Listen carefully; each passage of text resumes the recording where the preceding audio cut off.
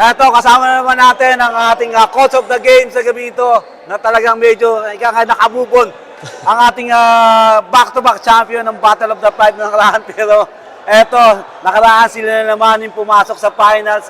Umabot ng game 3, siyempre medyo na-down. Pero eto, basta lalo silang natututo. Nagiging magandang challenge at hindi bumibiro. Sabi nga niya sa akin nung nakarang coach, mas na-challenge ako sa mga ganitong laban. Eto, pumasok na naman sa CMD League Dubai na isa naman natin malakas sa liga. Eto, panalo na naman tayo. Coach, anong adjustment ang ginagawa mo ngayon? Siyempre, yung na-experience mo na nakaraan na talagang may hirap talagang magtiwala, magkumpiyansa dito sa laban sa Jasmine. Oo, coach. Actually, sa totoo lang, na-miss ko ma-interview dito. Parang 4 na linggo kami natatalo eh. Ito yung biyahe kami in Dubai. Pero, yun nga, hindi naman dahil natatalo guys. So marami kami natututunan palagi. And yun nga, hindi ka pwede magpakumpiyansa, lalo na sa Jasmine na Liga kasi lahat ng team dito malakas. Siyempre, alam mo naman ito, kanina napakaganda ng laban nyo dito sa... Siyempre, alam mo naman natin, Batang Satwa, Saat, Elering, yung kalaban nyo kanina. Napakabigat ng tinalo niya noong nakaraan. Pero kanina, anong diskarte ginawa mo para manalo kayo dito?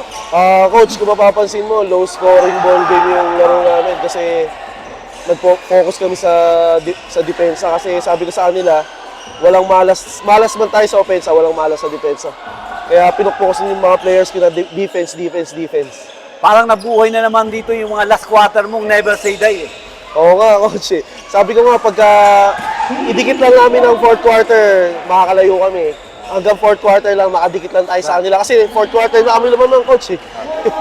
Mas maganda pa yung mga ganito. Nasasanay ako sa iyo na tinatambakan ka ng first quarter hanggang third quarter at doon ka arangkada sa fourth quarter eh.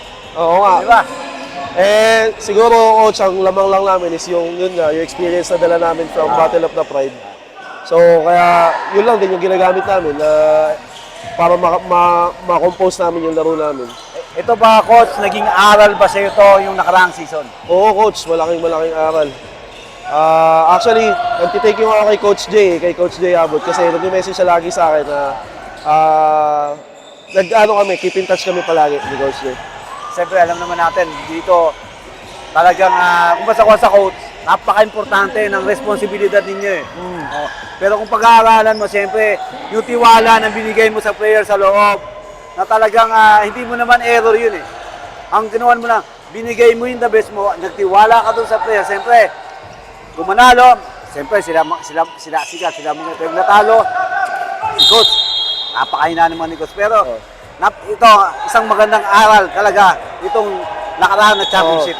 Actually, coach, parang deja vu nga ito ng inter-GCC natin eh. So, at least ngayon, alam na natin na hindi tayo pwede kumpiyansa palagi. Kung kinakailangan, pag lumaman talaga, ibaon talaga. Kasi alam naman natin yung momentum, napakahirap kuhanin. Lalo pag nalipat sa kalaban. And then, coach, palagay mo dito si CMD League, medyo maganda naman yung lineup mo dito. Coach, kahit maganda lineup namin, lahat ng team maganda lineup din eh.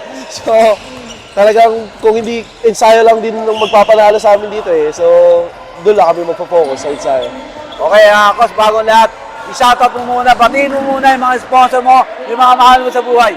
Una-una, nag-thank you ako sa El Compadre at saka sa home court kay Ma'am Jolivet. Okay, kay Madam Jolivet. O yung mga taga-Dubai po rito, may home court na po tayo rito sa dito sa Dera. Napakasarap po ng mga pagkain nila. Kaya pasyal po kayo dyan kay Madam Jolivet. Mukhang bibigyan kayo ng discount niya pag sinabi mo sa Jasmine. And bati ko lang happy birthday kay Mami Julie. And binabati ko yung asawa ko si Casey, pamilya ko sa Pilipinas, si Jess, si Nikela, si Leron, si Pab, si Ate Len, and si Kuya Randy, Kuya Jeff, Kuya Noriel. Okay, coach, good luck. See you next game. Sige po, And ingat sa biyahe.